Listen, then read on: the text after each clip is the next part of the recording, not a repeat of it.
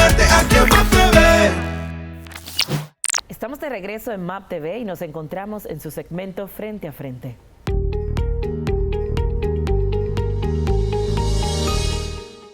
Recibimos en nuestros estudios al ministro de Administración Pública, el señor Darío Castillo Lugo. Gracias por estar aquí el día de hoy. Muy buenos días, Jayce, ¿cómo estás? Muy bien, gracias a Dios. Y bueno, esta es la segunda vez que lo tenemos aquí en esta casita de MAP TV. Qué bueno recibirlo. Y ahora en el marco de ese resumen que hemos hecho del año 2023, esa ronda que hemos hecho por los viceministerios del Ministerio de Administración Pública y que culmina con el despacho del Ministerio de Administración Pública para hablar de esos logros, avances, proyectos y, ¿por qué no?, desafíos que tuvimos durante todo el año. Bueno, tú dices que es la segunda vez porque estuvimos la primera vez, fue al principio. Sí, en el primer programa. Al principio de la gestión y ahora está terminando la gestión, entonces venimos otra vez. Porque el protagonista fundamental no soy yo, es el ministerio. Claro. Son los viceministros, son los responsables de actividades sustantivas de los subsectores del sector de administración pública. Sí. Y por eso yo dejo que ustedes manejen esas cosas. Claro, no, y su presencia ha sido muy activa semana tras semana, solamente que no lo habíamos tenido aquí sentado en el banquillo ¿del banquillo de qué? ¿Qué podemos decir, Arabella? De las informaciones. De las informaciones. Muy bien. Yo quiero empezar hablando sobre un programa que envuelve toda la administración pública y que pretende ser transformador. Ese programa de reforma y modernización de la administración pública. Hablemos un poco sobre eso. Bueno, tú sabes que yo digo y repito siempre que la reforma constitucional del año 2010 y luego la ley orgánica de la administración pública dieron un giro de 180 grados. Sí. A las normas para la organización y el funcionamiento de las instituciones públicas. Hasta antes del 10, la palabra administración pública no se había usado nunca, no existía en las constituciones dominicanas. Y ya en esta constitución se le asigna todo un capítulo a la administración pública. Y la ley orgánica complementa las normas. Y entonces esa ley manda a que cada 3 años se haga una revisión de la organización, claro, del funcionamiento de los órganos y entes públicos. Y desde el 12 hasta el 20 no se había hecho. Entonces es el presidente Abinader que en el 2021, aprobó mediante el decreto 149-21, aprobó el Plan General de Reforma y Modernización de la Administración Pública, que tiene una serie de componentes, de ejes, y se creó mediante la ley 10-21, se creó el Viceministerio de Reforma y Modernización, que es el que ha estado dirigiendo, gerenciando este plan. Avances que hemos tenido, por ejemplo, en el eje de reforma normativa, se han completado una serie de leyes, sí, que la propia Constitución ordenaba que se emitieran y que ya hemos preparado, el Viceministerio y en el MAP hemos preparado los anteproyectos de ley, como por ejemplo la Ley de Participación Ciudadana en la Gestión Pública, claro, la Ley de Servicios Públicos. Estamos dándole los toques finales a la ley que crea el Ministerio de Seguridad Ciudadana y una serie de decretos, reglamentos para complementar la aplicación de otras leyes que ya se habían emitido. O sea que en ese eje hemos avanzado y hemos depositado en el Poder Ejecutivo una serie de anteproyectos de leyes y de reglamentos. En el eje de reestructuración de la administración pública hemos identificado una serie de organismos que hay que redefinir su adscripción, porque la ley orgánica ordena a que los órganos y entes públicos se organicen en la estructura, en la arquitectura de la administración pública se organicen por sectores y subsectores, los que sean más afines a sus competencias. Entonces, como parte del eje de reestructuración, hemos identificado una serie de entes públicos que deben ser readscritos de acuerdo a sus competencias. Una serie de organismos. ¿Eso implicaría la supresión, la eliminación de algunos entes? Una serie de organismos que ya cumplieron su misión histórica. Claro. Y que hay que suprimirlos, o hay que readscribir sus funciones y sus servicios si todavía se mantienen.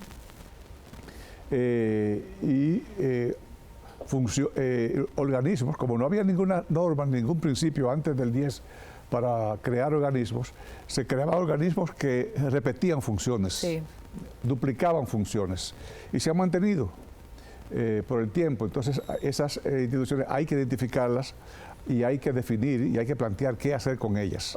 Entonces, esa primera parte del plan de reestructuración ya lo hemos entregado al Poder Ejecutivo para que oportunamente el presidente decida cómo y cuándo aplicarlo. Por supuesto. En una segunda etapa vamos a revisar el tema de los ministerios.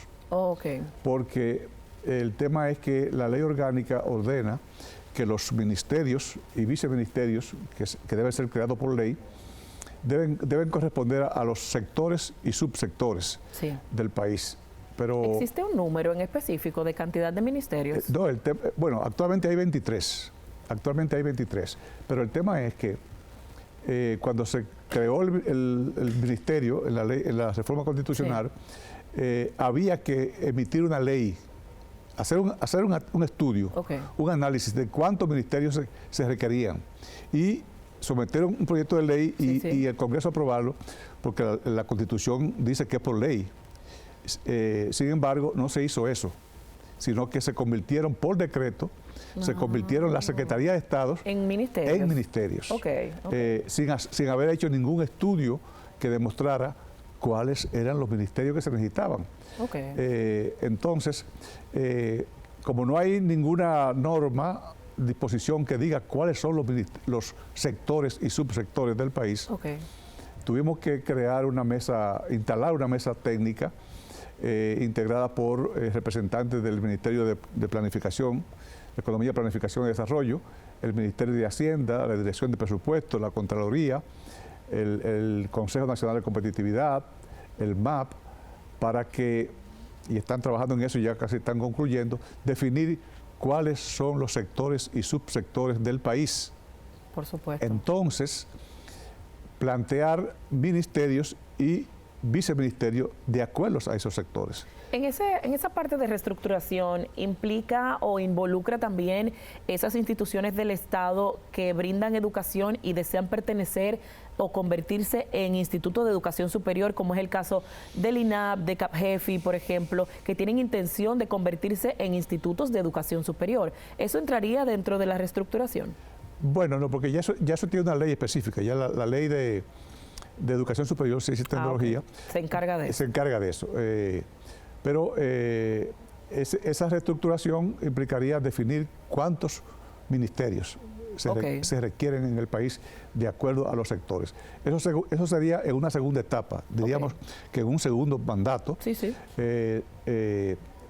se aplicaría o se decidiría qué hacer con ese tema de la reestructuración de los ministerios. Muy bien. Eso es en el caso del Reformap y esos ejes que involucran todo lo que tiene que ver con el plan de reforma. Sí, correcto. Muy bien. Eso por esa parte. Hay otros ejes que iremos hablando en lo adelante. Por ejemplo, hay el eje de reforma sectorial. Sí. Por otros decretos del presidente y por aplicación de la ley orgánica, el Ministerio de Administración Pública, como órgano rector del fortalecimiento institucional del Poder Ejecutivo, ha abordado reformas sectoriales integrales en distintos sectores. Te decía, el tema del sector de seguridad ciudadana.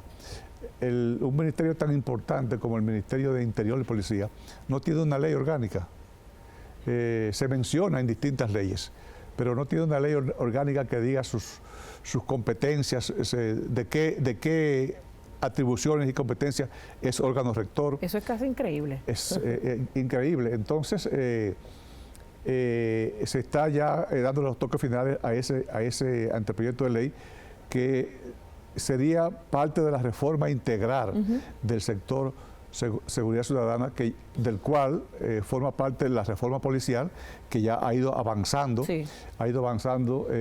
Que es una reforma integral. de la policía, pero que es parte de la reforma integral del sector Claro.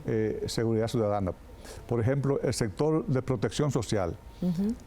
Actualmente hay más de 20 entes públicos, instituciones públicas, que trabajan el tema de servicios y protección social. Entonces hay una desarticulación, porque hay un gabinete, hay Supérate, hay plan social, es decir, comedores económicos, y entonces están dispersos.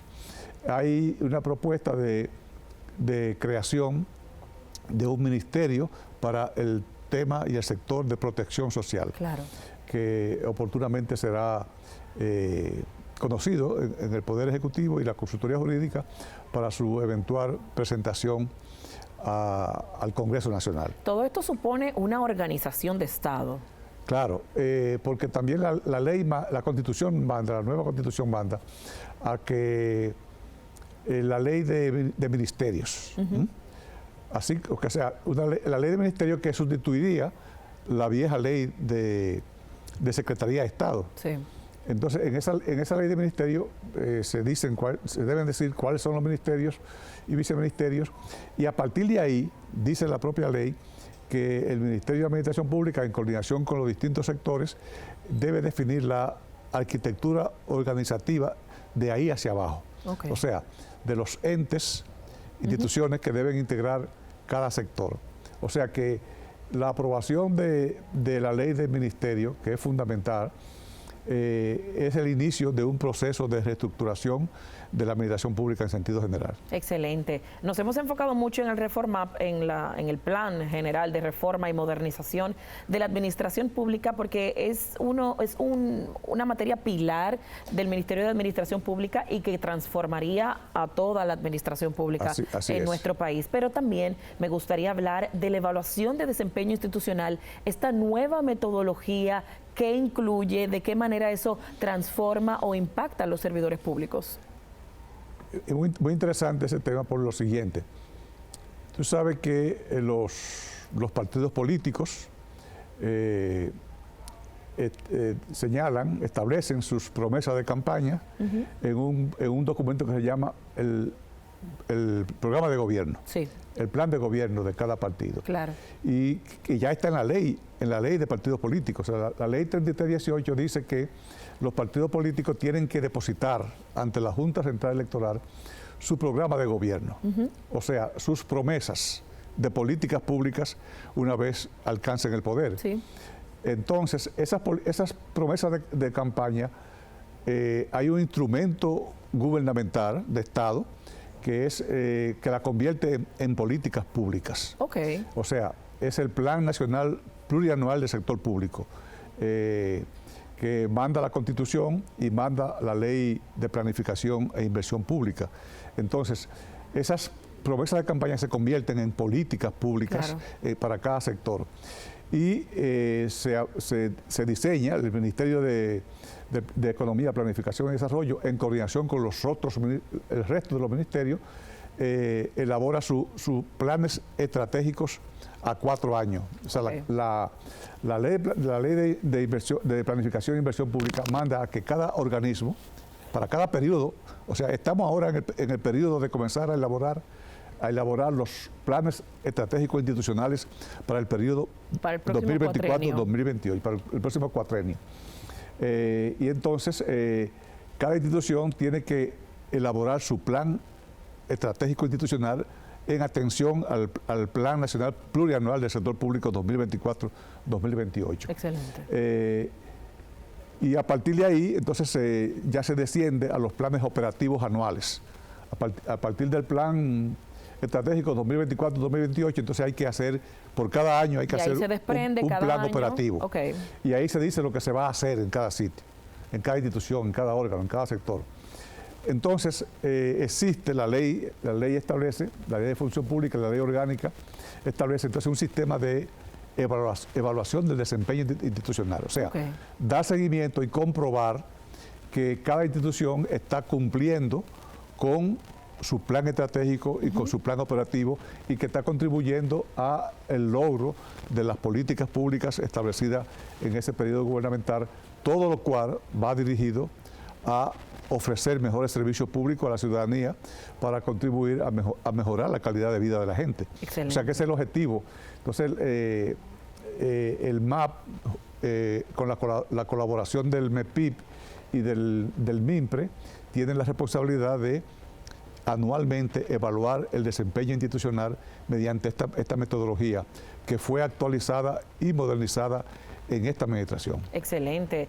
Al final, el gran ganador de todo esto es el pueblo dominicano, que recibe servicios públicos de calidad, porque cuando se supervisan las instituciones, los entes y órganos del Estado, eso se transmite a todo el pueblo dominicano en transparencia, en servicios públicos de calidad y en mayor eficiencia del Estado. Así es. Nos vamos a nuestra pausa y luego volvemos con más contenido aquí en MAPTV. No se muevan, continuamos con la entrevista luego de la pausa. Para informarte aquí en MAPTV.